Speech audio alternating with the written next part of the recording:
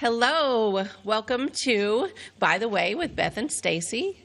I'm Beth. And I am Stacey Early Wine. And we are so glad that you are here with us today. We have a great show planned. And we are having a little bit of a technical difficulty. Just a second. Oh, I think we're good. Okay, so... Nope, still not. Now we're good. Okay, that sorry mute about button that. did not want to work. Oh, my goodness. Well, I don't like being muted. I don't either. But we did have some background noise. We had to cover up real quick. We did have a little something going on.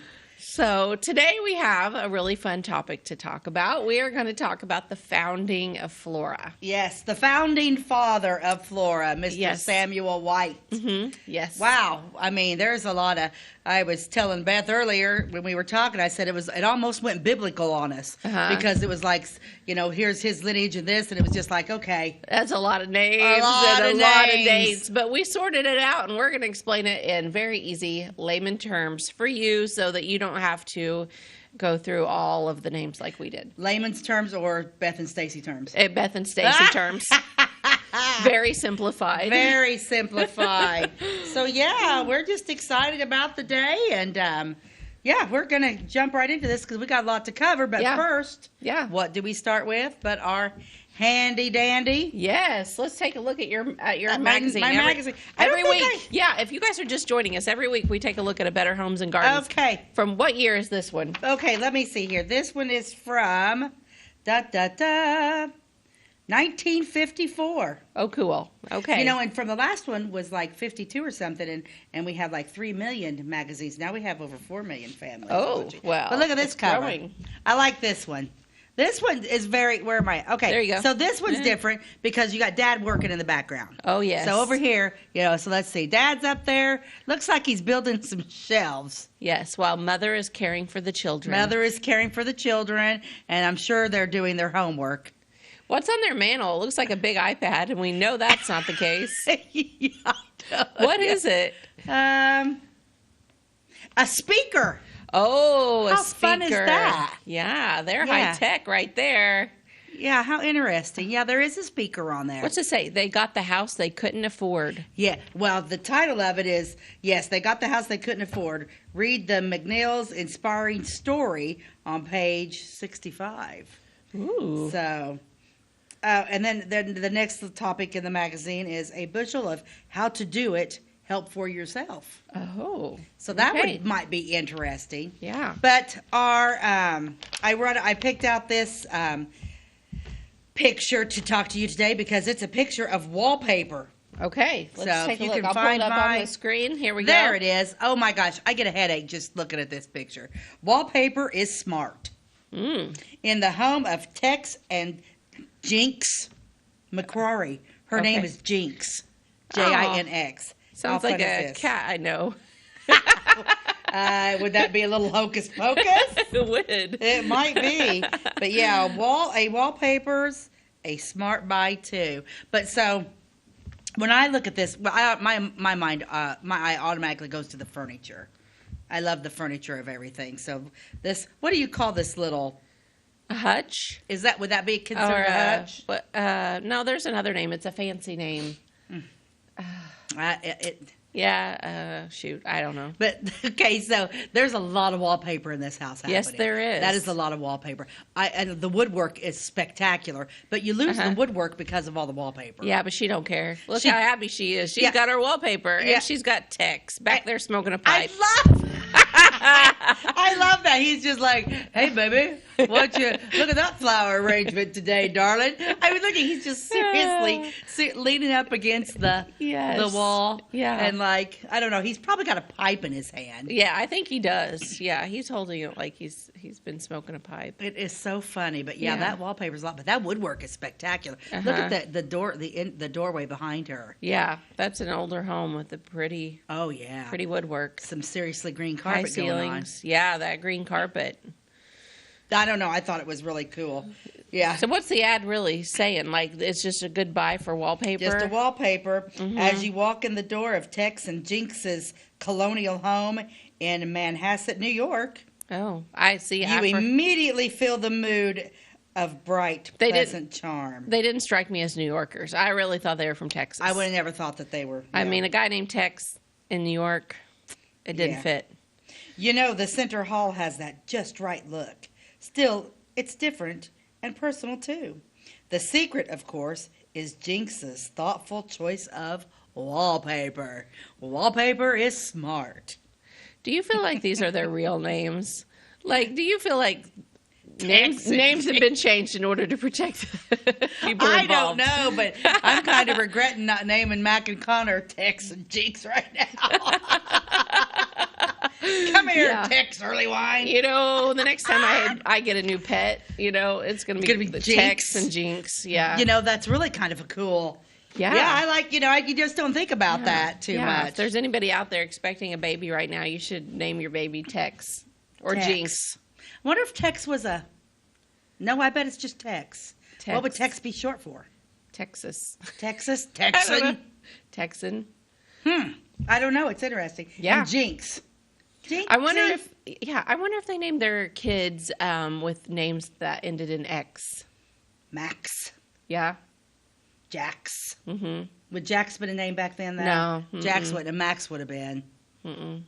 Yeah. I don't know. Interesting. I don't know. That is an interesting thought, but so we've got a lot to cover today. So what's your plans for the day? Well, you know, this is kind of my day that I get a lot done at home. So Is it? yeah, so I will probably do some laundry later. Not an exciting day. No, me. I gotta do so. I gotta put away a lot of laundry when I get home. I think Jim's got it folded. Jim does the laundry. He washes it and then I always put it all away. We kind of tag teamed that because it's just, I don't know. There's just something about laundry that I don't like. There's a lot about laundry I don't like. The washing it, the drying it, the putting it away, the constant piles in our bathrooms. Yeah, I don't mind cleaning a house. Yeah, I don't mind cleaning. Like I'm that person that I would rather have somebody cook and I'll clean up the mess. Yeah. Unless I have time to cook. If I have time to cook, then it's okay. But I don't mind. I like dusting. Everything just looks so nice after it's been cleaned. There's nothing like a clean home. Yeah. It does make you feel good. It More does relaxed, make you feel good. For Oh sure. yeah, I can't do clutter. But. Yeah, I don't like clutter either. But when you have 3 kids, oh gosh, oh my gosh, did your kids go through a spell where their rooms were just a disaster? Oh my goodness, yes, till they left the house. Oh really? Okay. Oh my gosh, my yes. girls were like that when they were young, like early grade school, and then as they aged, they got better about it. And my middle one, I was beginning to wonder if she would ever care about having a clean room. But both of my girls, their rooms are spotless now. They keep them so clean. You know, it's weird because like Mac and Connor, and they were both athletes, and they both, oh boy, it was literally you just wanted to when you walked in, just shut the door behind you because you opened up the door and the stench, especially when they were playing football. Oh yeah, because I think Connor was one of those kids that didn't believe in, it was unlucky to wash your uniform. I don't know what he went through. Oh my gosh, but yeah, it was it was pretty rough, and they were. Yeah, and I would say, they were both big slobs. But it's funny, now that they're out on their own, their houses are nice. And, Connor's house Connor's like actually a clean freak. So when I go to Connor's house, he bought a house in Belleville. And I go there, and I mean, everything's perfectly in place, and it's clean. Oh, wow. He has a dog in the house. Good for him. Good job, Connor. But it's clean. But then when he comes home and he brings all of his stuff on the weekend or whatever, and it's like, oh, I'm home. I'm just gonna, dump it all off at your house. Yeah, I'm that person, though. I don't, clutter kills me. I can have an inch of dust on something, but I do not like clutter. And even like we redid the basement this year, and so we have a little family room downstairs, and Jack and Joanna's toys are all down there because, oh my goodness, because I don't think I let my boys pull out all their toys like I do my grandkids. Oh, my probably grandkids not. can seek and destroy, and it's okay. But yeah, with the boys, but I do like that organized. It's like, okay, let's keep your Paw Patrol over here and your train set over here, your monster trucks. Yeah, I'm turning into a weirdo, I think. Yeah. But it happens. Well, I don't see anything wrong with that. Just I like trying to stay organized. I mean, that's good. Especially kids today have a lot of stuff. Yeah. I don't know that they always did, but I don't know. My kids have a lot of stuff. Okay, so talking about kids' toys, when your kids were younger and did you hate it when people bought them Legos? No. Oh, or Lincoln Logs? No. I could not. Well, first of all, if you step on a Lego in the middle of the night, it's the most excruciating pain. Yeah, I've been there. It hurts. But I don't know how many of those things that I gave away or threw away. Each of my kids went through a Lego phase, but it was short-lived. None of them are the Lego kids. I mean, some kids are really devoted to Legos, and I think it's great because it's, you learn from that. They'll grow up to be engineers or something. But my kids went through a phase, but then it was over. But you know what my kids played with, like, all the time? What? Every day. All three of them, these toys would be played with magnetiles. Do you have magnetiles? You told me to get Jack those. Yeah, I got those. Yeah. Well, we just added to our collection every year, and we ended up with a huge tote like this big of nothing but magnetiles. And all three of my kids, plus the neighbors, would play with those on a daily basis, up until very recently, actually. Yeah. Well, right now, like, he thinks he's Godzilla. So if you start to build anything, maybe we haven't really built anything because right now Jack's into monster trucks. Oh, so everything's monster trucks, and he loves Paw Patrol. But there for a while, we would try to build stuff. Jim would get something built so far, and Jack would just Godzilla it and just seek and destroy. Yeah, that sounds like a boy. It does sound like a boy thing to do. It is a very boy thing to do. But yeah. So I don't know. That was just a little rabbit we chased for a little bit. Yeah. Let's give him a little intro into what we're going to talk about today. All right. Let me get my glasses on here. We're going to talk about the founding of Flora. We are going to talk about the founding of Flora. Of course, Samuel White is the family we are going to talk about today because they actually gave Flora its name. They were the people that were first inhabited Flora. But Henry Clay is who actually found Clay County, and I really haven't found a whole lot on Henry Clay. A lot of people think that Clay County is Clay County because of its the dirt, the soil is that clay stuff, but actually it comes from the man's last name was Clay. Henry Clay, he's a famous historical figure. He's who wrote the Missouri Compromise during the Civil War. He wasn't actually from here. It was just somebody that they thought was worthy of the name. Yeah. Correct? Yeah. So it's not because of the horrible soil. But Samuel White's family, it's pretty impressive. That's why we didn't even take notes.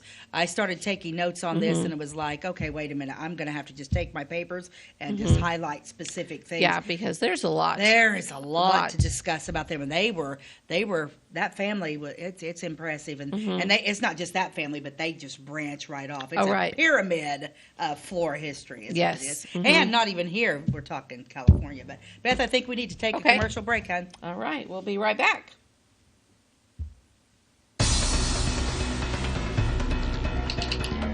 Jimmy Order Lumber. Doors, paint, windows, electrical, plumbing, and much more. Oh yeah, Jimmy Order guns too. John Lucas. What? You better be dreaming about all the stuff we sell here at Zink Building Center. Oh, I would. Zink Building Center in Louisville on Route 45. It's a cool place.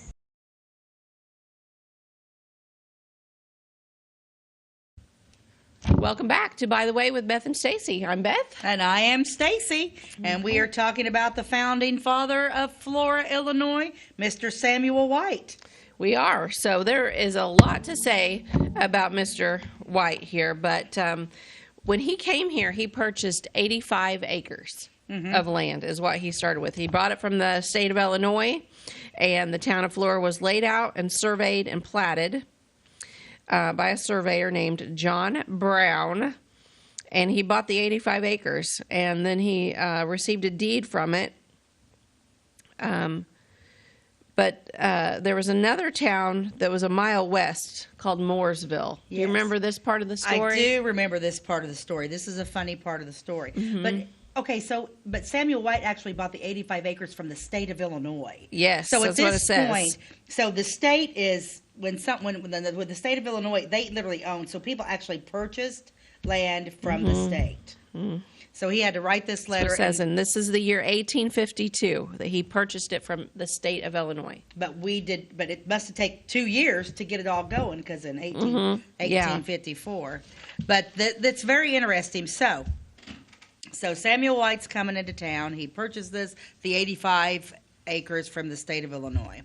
There was a small village known as Mooresville, 1 mile west of Flora, laid out by George and James Moore. where a few settlers could get provisions and also a well where they could get water. The village consisted of a store, a blacksmith shop, and a post office. Okay. When work was begun on the railroad, so the railroad's being laid, the Moore brothers refused to give any land for the depot site. Okay. So now we're at the depot site, okay? So you got Mooresville's going on. Samuel White's got this land a mile to the east of them. So the Mooresville would have been out by kind of like by the West Y. West Y. That So area. that area was Mooresville. That area was Mooresville. And a very stubborn man lived there. Exactly. Because what did he do? Because he was like, I don't want your depot here. We don't want to do your depot. So Sam White's like, hey, I'm over here. So what I'll do is I'll let you put my depot right here, and I will name the town after your daughter. Because the man that was building the depot, his daughter's name was Flora. The railroad guy. The railroad, yes. I'm sorry. The railroad, yes. Yes. His daughter's name was Flora. That's where we get our name, from Flora. Yes.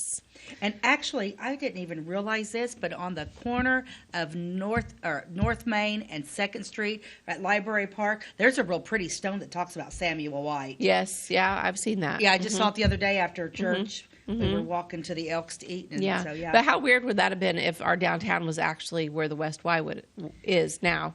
We wouldn't have known any different, I guess. No, but it could have happened that way. But Yeah. the guy that owned that area said Mooresville. nope. Well, and so then, like I said, so Samuel White said, hey, build your depot site here and come this way. And that boosted Flora, thus killing the enterprise of the Moore brothers.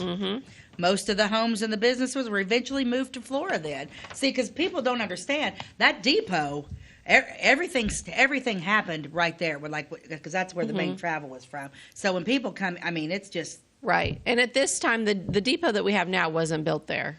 There was an older one. There was. An Is it older. across the street? Or is it actually on that site? I can't remember. I can't remember either. Because there was like the depot, like if you look at the depot now, and then like if you look across the street, because the depot kind of faces like a weird south. The roundhouse was across the street. The roundhouse. Yes, but I don't know where the original depot was. I think there's actually been two. One that was not really one that didn't really look like a depot. It was just like a little stopping point where they kind of threw things off the train. Then they actually built a building, and I kind of think it might be where the one today is. Okay, so 1918 is when our actual depot was built. So Or 17. Was it 17? I feel 17 or 18. Yeah. Yeah. So that was a while back because we had our centennial anniversary of that. So there was a smaller, but it would have just been like a little stomping ground. Right. Thing. Let's take a look at Mr. Samuel White. There we go. Look at that guy. Yeah. He kind of reminds me of somebody, but I don't know who. But he's pretty You distinguished. know who it is? He looks like the actor off of Home Alone that played the old man next door. Yes, you're right. That is. That is who that is, Oh my isn't it? gosh, the creepy guy with the ice and the salt bucket. Yeah, that was Yeah. really actually super nice. He was super nice, and I think Mr. Samuel White was also super Yeah. nice. I mean, what a clean cut guy. Right. And he looks very intelligent. I love that picture too. That picture's not. I mean, Yeah. that's a great picture. It of is a him. great picture of him. Yeah. That's awesome. Yeah. So Samuel White, he was pretty impressive. That's for sure. Yes. So he had several kids. So first he was married to somebody named Lydia White, and nope, that's his son. His son married Lydia. Sorry, I'm a page off. So Samuel. Do we want to talk about his brothers and sisters? Because there was a lot of them. Yes, we could do that. Yeah, the early history of the White family. His parents were was Wesley Yes. White, His mother was Lydia. That's what I and was his looking mother at. was Lydia. Yes. Nicholson White, born Okay. in Ohio, Yeah. and then they had 8 children. Yeah. And they were all born. Well, some were born. You had William was born in Ohio. Samuel was born in Ohio. Sarah was born in Ohio. Mary and Jamie were born in Ohio, and then they moved from Ohio to Indiana. And now Sinia, Sinia. Yeah, that's an interesting That is name. Sinia, Wesley, and Lydia. Sinia and Lydia. Sinia, Lydia. Man, I'm getting all kinds of names today. That's I know good. it. Be like Tex, Jinx, Yeah. and Sinia. So when Samuel came to Flora, he brought with him 2 siblings. Yes. He brought William with him and William's family, and he brought Sarah, his sister Sarah. Mm-hmm. So Samuel was married to someone named Sarah too. So Right, he had he a was- sister named Sarah, and he was married to a 'cause Sarah. He was married twice, correct? He was married twice. His twice. first wife passed away sometime after she had the first 3 kids. Yeah. So the first 3 kids that they had were William, Martha, and Wesley. Yeah, she died. Sarah Ann died December 13th, 1859 in Flora. She was 26 years old. And she's actually buried in the family plot in the Elmwood Cemetery. Okay, so let's talk about their first child that was born in Elmwood Cemetery.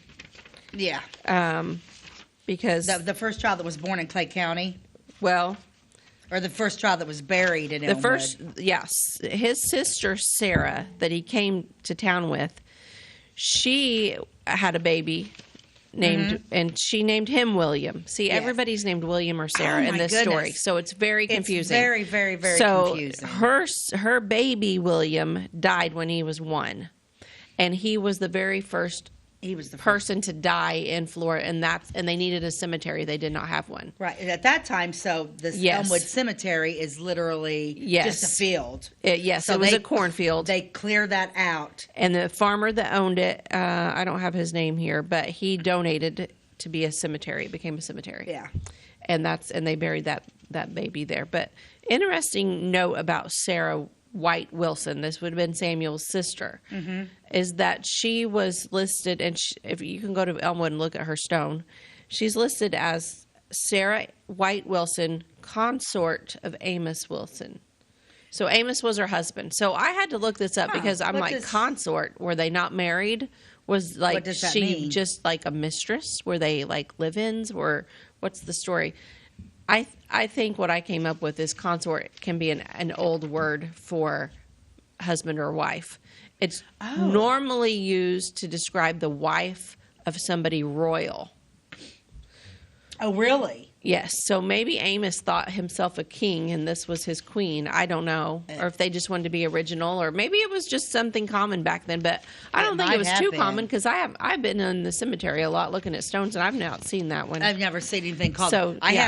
haven't seen. Yeah, so And she's- and their area.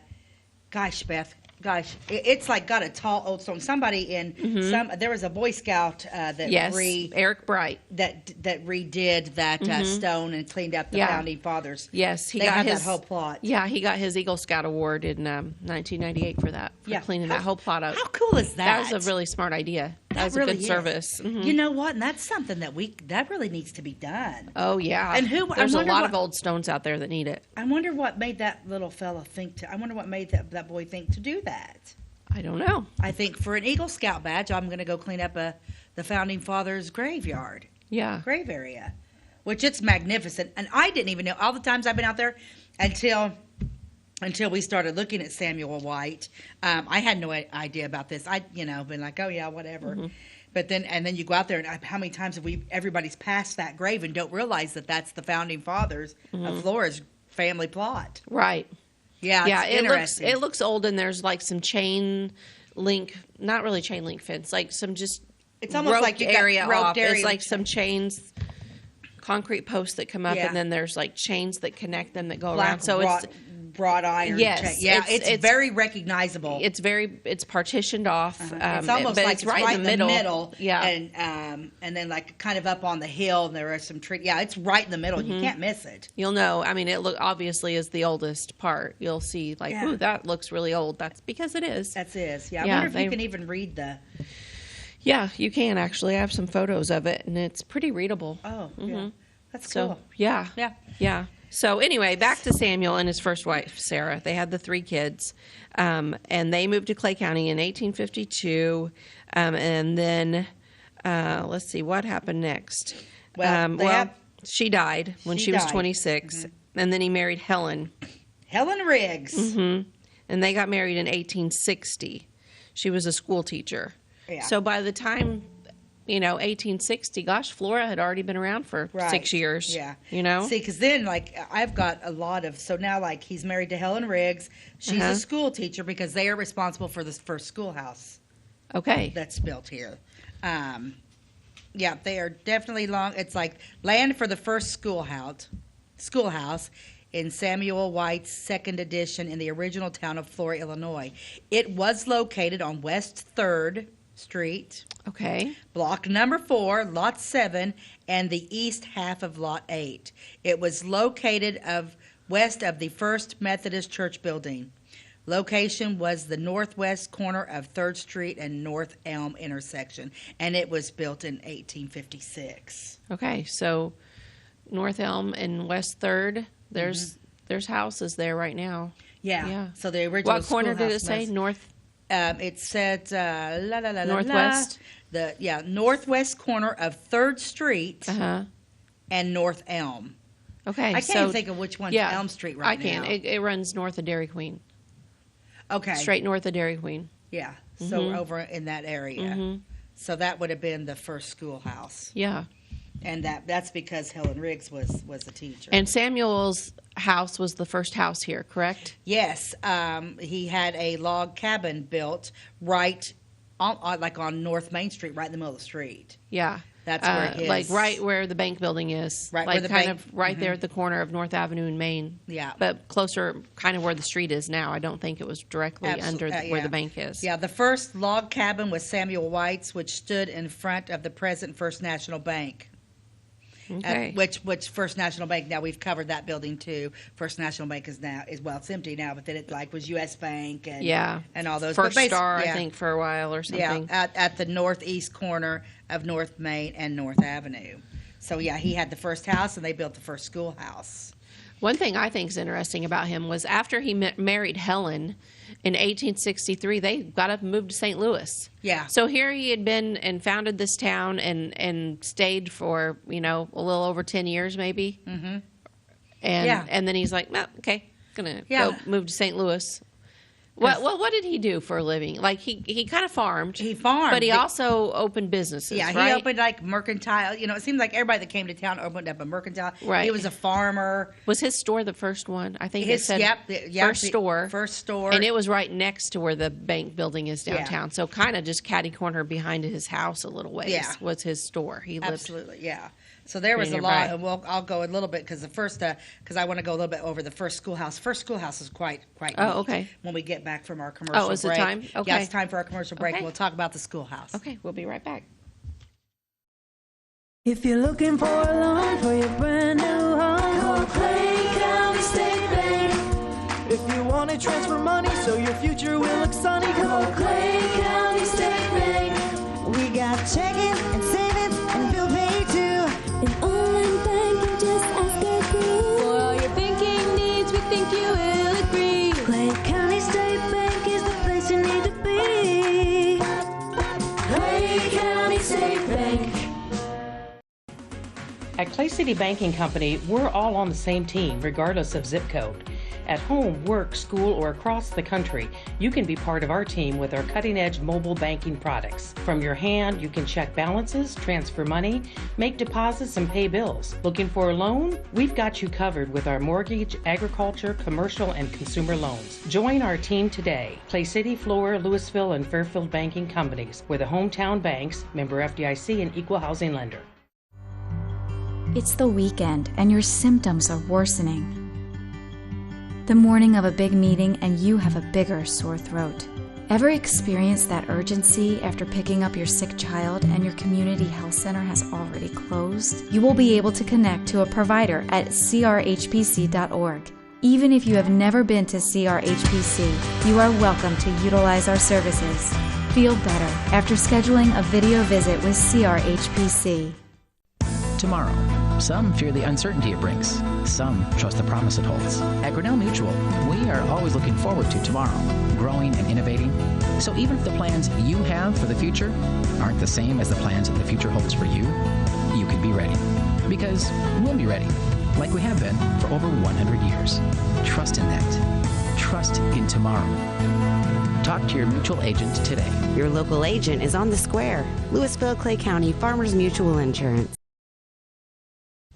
Okay, welcome back to By the Way with Beth and Stacey. I'm Beth. I am Stacey, and we are discussing the founding father of Flora, Mr. Samuel White, and we had just touched on that his first wife has passed away, and he's married to a Helen Riggs. Yes. Is that correct? Yes. And she's a school teacher. Yep. So the first schoolhouse was built. The first schoolhouse was built of round logs with a puncheon floor. Puncheon floor. Puncheon floor. I don't know what that is. I don't either. I was hoping you would tell me. I don't know that one. Yeah. So yeah, don't it's know. just pretty neat. The first schoolhouse built in the original town of Flora was built in 1855. It was a small frame house. This is just like Little House on the Prairie, Beth. It is, yes. It was a small frame schoolhouse, and it was built on a lot just west of the Southwest Halls residence at the corner of West 3rd and North Elm Streets. Later on, a 4-room brick schoolhouse was built on the northeast corner of East 3rd and North Mill Street.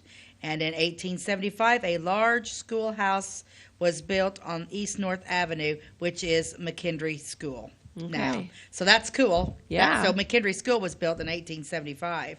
This is what's great about this. So the first classes were taught by H. Clay Brasher and had about 50 pupils in all grades of advancements from learning their letters to algebra. So that's Little House on the Prairie. Yes, one-room schoolhouse. At this Wow, point, with 50 kids in it, though? I bet they used more than one room. Yeah, they think had to so. split up, yeah. There were no church buildings in Flora at this time, so this building was used for all kinds of meetings. Just like on Little House on the Prairie, everyone went to church there. Okay. Yeah. So like that, it's just like on Little House on the Prairie. The kids are in school day. You have a town hall meeting. You do it at the schoolhouse. You hold your church services in there. Mm-hmm. So Samuel White, he gave a lot of land because he had did. the 85 acres. So let's just talk a little bit about what he was responsible for. First off, he gave land to the city park. The city park was where the library's at now. Yep, Library Park today. Library Park today. So that was the first land that he gave for the city park. That was nice. That was nice. That was very, very nice. Yeah. The Flora Carnegie Library was built on this lot in 1903, which I missed that building so much. That was a I beautiful miss that. building. We should cover that. We are definitely going to cover the library because it's just spectacular. The building's spectacular. So we've got the schoolhouse built and everybody's having their stuff. So now we're going to start building some churches. Yep. So Mr. Samuel White, give the first church is the Baptist Church, is the First Church of Flora, which now the Baptist Church actually is called the First Church of Flora. This was located on the northeast corner of East 3rd Street and North Locust Street, intersection block number 7, lot number 7 and 8. This location was in Samuel White's second edition, Original Town to Flora. So now we've covered the Baptists. So the next people we're going to give land to is the Christians. Yep. So the Christian Church, this was located on East 2nd Street. So that church was built in 1858 to 1860. It took 2 years to build. 2 years to build it, and of course, it's not the building that's there now. They've had they've had 3 buildings over the years. Yeah, still that same spot. Yes, but just different. Boy, have you seen pictures of the original Christian church? They're beautiful. They're beautiful. It looked like the Methodist church. Yeah, beautiful, just spectacular. Tall and lots of stained glass and. I wonder what happened to all that stained glass. I don't know. I don't know either. So then, we've got the Baptists covered. We've got the Christians covered. So then who are we going to cover next? The Methodists. The Methodists. The Methodist this was located on the northeast corner of West 3rd Street and North Elm Street. And the parsonage was located on block number 5. Okay, so that little Methodist church is still there. I don't know how many people in Flora drive by that and don't even pay attention, but it's not the Methodist It's not the big that's one. on Main Street that you're thinking of. It's the other one, the first Methodist, and it's on West 3rd Street. West 3rd Street and North Elm, yeah. And it's still there, and I believe they still have a small congregation. Oh, I think they do, yeah. Because I think, I've seen original pictures of the Baptist Church, which is now the First Church of Flora, which my husband Jim Earlywine preaches at the Baptist Church, and then because of history and just, denominational things, they changed it to the First Church of Flora. That's what they actually go by now. They're very proud of that, and I believe that original building that's right there is the original building that was built. they've added on to it, but they kept their original structure. Oh, really? I believe so. That's cool. I think That's old. I think that it is old. They have kept that original structure. Good for them for taking care of it. So then, Mr. Samuel White. So we've covered the schoolhouse. We've got our churches going. We've got a public library going. So then he's like, you know what? We need streets and alleys. Sure. So the streets and alleys of the original town of Flora, Illinois, were given to the city by the founder, Samuel White. So if it wasn't for Samuel White, yeah, he's just checking off all the boxes. I mean, he's like building this town. He's like, we need businesses. Boom, got it. We need churches. Boom, got it. We need a school. Boom, got it. We need park. Boom, got it. Depot. Want that depot going through here. Yeah, he is absolutely impressive. Yeah. So then once he does that, then we have the Flora Public Library, was started in 1870 with 20 people. Get this, 20 people each giving $10 to buy books. That was a lot of money back then. A great many books were also donated. And it was the Flora Carnegie Library. So Carnegies are responsible for building the Carnegie family. Yes. Yeah. It was like a movement of all across the United States. He built these libraries through some kind of grant or whatever. I don't know how they called it back then, but he funded it. Because when you think about the founding fathers, the wealth of America, you got Ford cars. Okay, yeah. Carnegie. The Rockefellers. Rockefellers was Vanderbilts. oil. Vanderbilts were shipping. Yes. And Carnegie was, I believe, a steel. I think Carnegie was a steel, that's where they got their money, their main money. Okay. Yeah, Ford was cars, Rockefeller was oils, Carnegie was steel, and then the Vanderbilts were the shipping. Yeah. tycoons. Oh, yeah. Steel. I thought you were saying still, like he had a still out back. He was. I was like, I don't think he was liquor. What was he? Oh, okay. Steel. No, steel. Yes, steel, metal. Got it. I'm so confused. Like, I don't think that's right. Yeah, Mr. Stacey. Carnegie was a bootlegger. Now that we're going to be sued No. by the Carnegie family. No, he was not. He was not. Yeah. See, because I always think of and they were grand people because Carnegie Hall. Yeah. You know, yeah. I mean, yeah. That was the industrial age. It was the industrial age. Yeah, so much The happened. early 1900s, yeah. A lot of things happened in a short amount of time there. Yeah. It's just amazing how that turn of the century. Yeah. From the 19th century to the 20th century, man, the men that were in this, the men and women that made this country were impressive. Yeah, they were. Yeah, it upsets me when people talk about our country being bad and that type of thing because I talk about our founding fathers and all that stuff because, man, I'll tell you what, you can count your blessings with this country. We had some very smart people. We did. Come in, so. Samuel White was one of them. He was a pretty smart feller. So he got our town all set up, and then he moved away to St. Louis. And then so here you go, people. Yeah. I've given you, here's all this extraordinary stuff, and bye, Felicia. Well, he only lived there for 18 years. Right. And then he became a Presbyterian while he was there. Okay, so whoa. So we built a Baptist church, a Christian church, and a Methodist church, and now we're Presbyterian. Yeah, he's a little bit of a church hopper. That's okay. It's okay. He loves believes Jesus. He loves Jesus. So okay. That's all that matters. So he transferred his membership to Flora though when he moved back in 1881. So then they moved back and they lived on a farm northwest of Flora. So probably not too far north, but I'm guessing out by Orchlands or somewhere. I don't know. It does make you wonder just how far they. So then he lived this time in Flora for 27 years. Okay. Doing good. Then he's like, I think I'll move to Colorado. Because why not? The mountains are calling. And we're not talking you're getting on a plane, people, or you're renting a U-Haul. We're talking horse and buggy. Yep. So he died in 1912. So this is the same year that the Titanic sunk. Yeah, that same year he died in Colorado.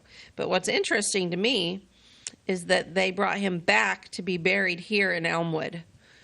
So nowadays to move a body, it's not like that difficult. They drive out and get him, load him up, and bring him back. But back then, I mean, there was the trains. I wonder if they put him on his casket on a train and brought it back, or if they did it with a buggy.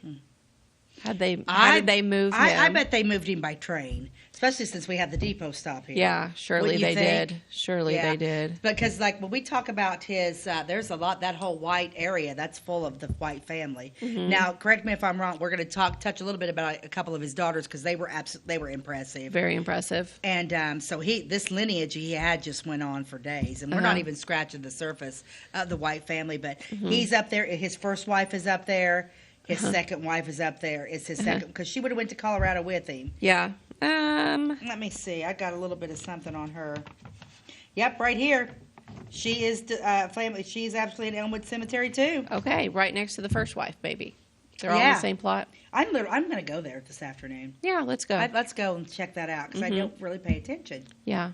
To it. Yeah, I'm definitely going to go. But yeah, so she's up there. So his ties to Flora, he may have come from Ohio, moved to Flora, St. Louis, back to Flora, but he left his heart in Flora, Illinois. He did. Yeah, so he definitely loved. Flora was home. Flora was cool. Okay. So we've done that. Let's talk a little bit. Let's move into the two daughters for a little bit. Okay. Oh, wait, can I give you, I want to do a little trivia. Oh, okay. I'm going to ask you if you know who the first baby born in Flora in 1854 was who? Remember in yours? I read it a few days ago, but I do not remember. I feel like one of his sisters had a baby. The first baby born in Flora in 1854 was George Russell, son of Mr. and Mrs. N.B. Russell, who were the founding fathers of the First Baptist Church. Very cool. How cool is that? Did that baby live? I mean, do we know? It just says the first baby. Nope, I don't know. I hope it lived for a good long life. Yeah, so the first baby born 1854. So we're talking whamma bamma boom. Yeah, they just got here. They just got here, so and that's when that was probably not the first baby conceived in Flora.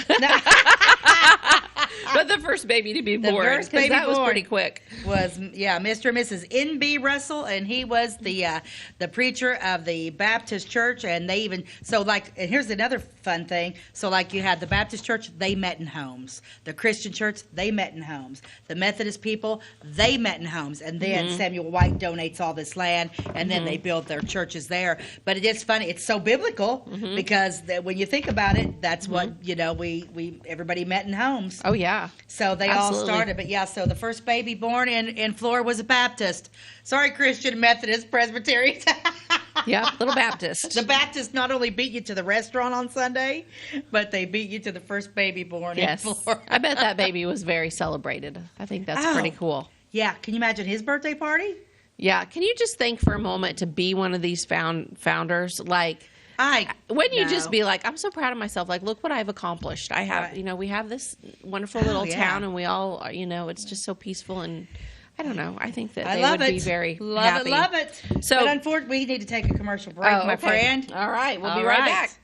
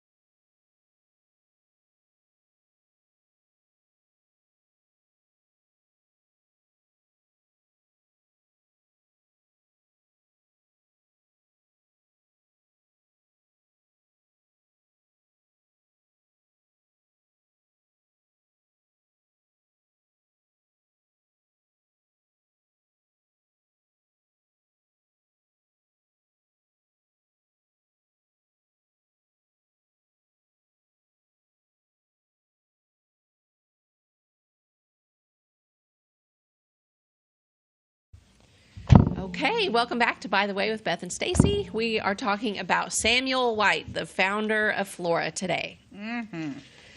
So, lots of information. Oh, so much on this guy. But one thing that I think is really interesting is that whenever he purchased this land from the state of Illinois, it had to go federal. This whole land grant deed had to go to the president of the United States.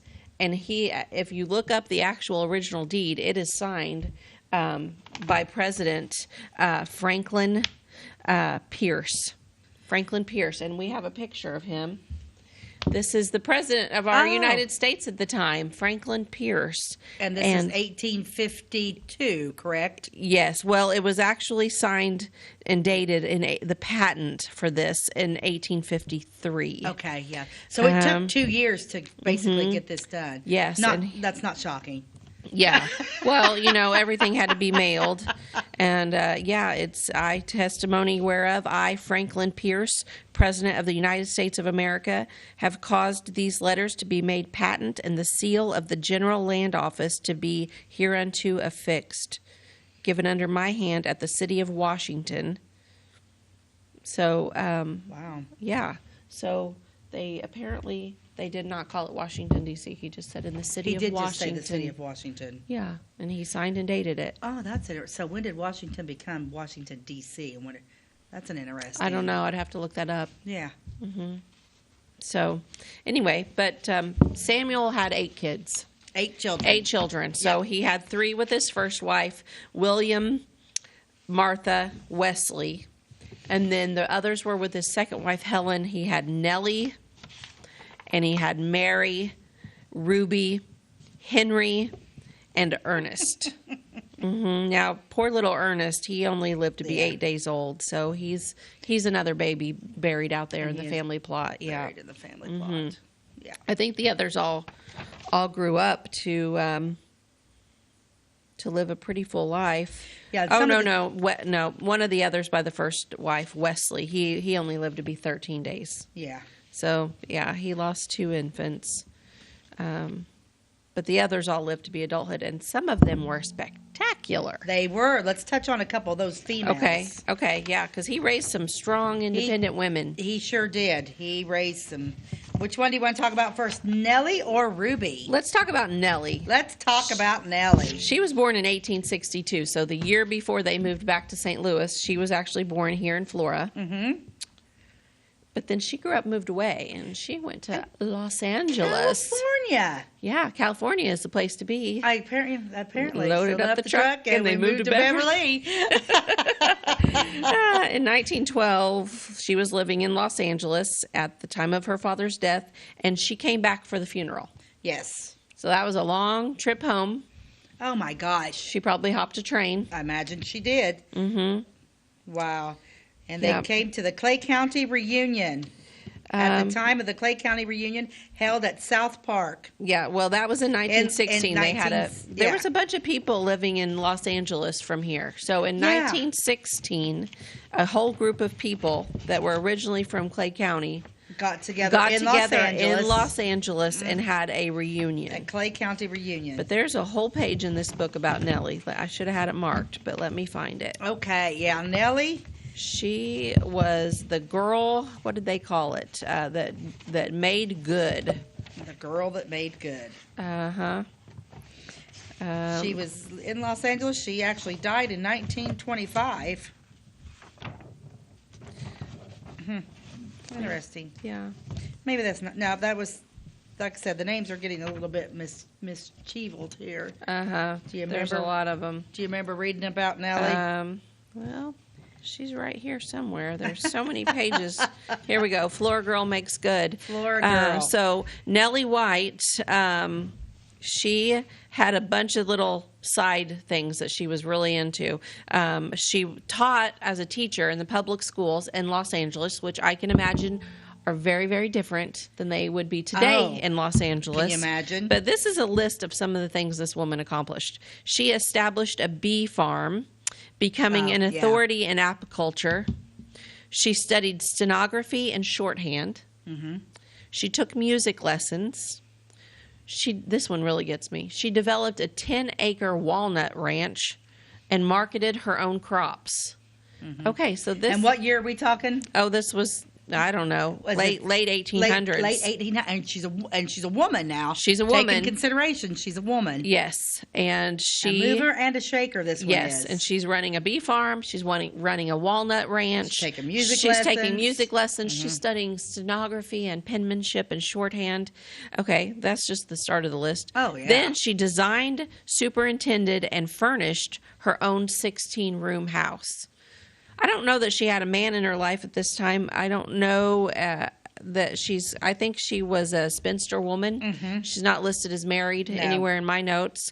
But she's getting a lot done. She is her father over and over. Yeah, I don't think Nellie was married. I don't think so either. So then, after she built her own house, she became part owner of lumber yards in California. Yes. Now, this is the late 1800s in California. The gold rush is happening. Yes. There are people flocking to California. So this woman's and smart she's enough to know. selling lumber. Yeah. Can you say money? Oh, can you imagine? She becomes very wealthy. So she's got this one thing walnut business, the we bees. never find out people's net worth. No, it wasn't Back probably then. that was probably rude to ask, but Yeah. this woman, she's got it going on, okay? Then she bought an automobile to aid her in taking care of her growing business enterprises. Back then, women didn't just go buy cars by themselves. No, you kind of they needed didn't. a man to go do that, but not her.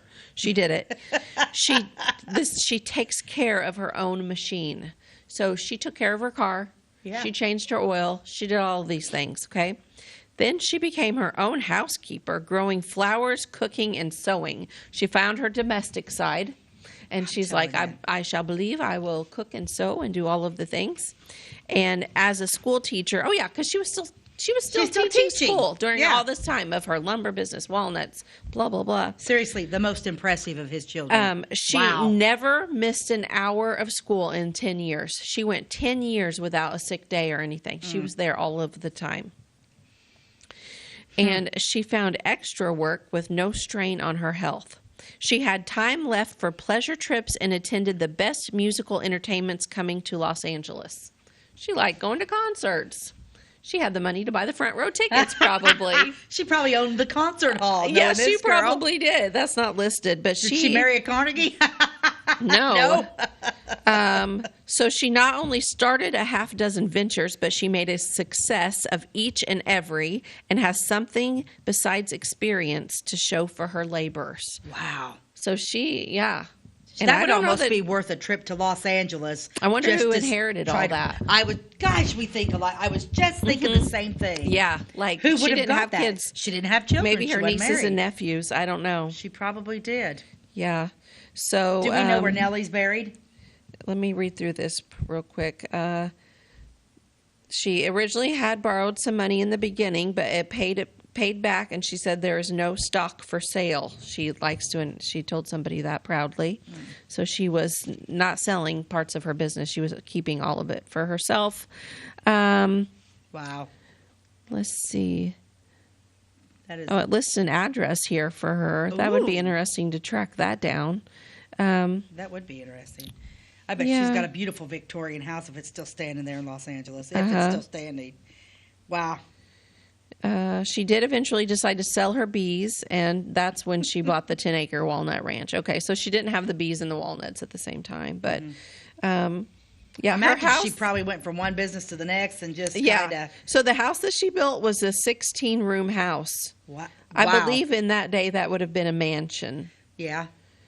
She says, I have 4 suites, 3 of which I sublet. So she was renting.